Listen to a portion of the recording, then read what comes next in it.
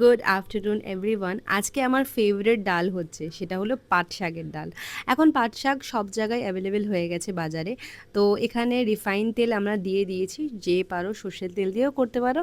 সর্ষের তেল দিয়ে আজকে করছি না, রিফাইন তেলটাকে গরম হতে দিয়েছি। তেলটা গরম হওয়ার পরে আমরা এখানে দিয়ে দিয়েছি পাঁচফোড়ন। এখানে আমরা নেক্সট অ্যাড করছি কাঁচা লঙ্কা, একটু রসুন কুচানো দিচ্ছি। রসুন কুচানোর জন্য খুব সুন্দর একটা টেস্ট আসে আর ফ্লেভারটাও খুব ভালো হয়।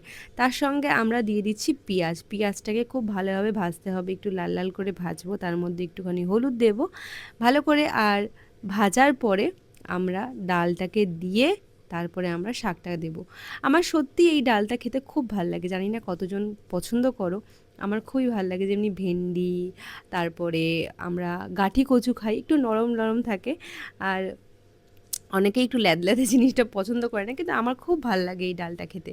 তো ডালটা দেখো ফুটে এসছে। আমরা ডালটাকে আগের থেকেই টমেটো দিয়ে সেদ্ধ করে রেখেছিলাম, মুসুরির ডালটাকে নুন দিয়ে।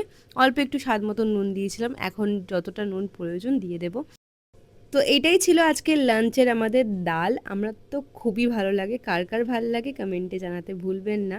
আর আজকে আপনাদের বাড়িতে কি হচ্ছে একটু কমেন্ট। বাই।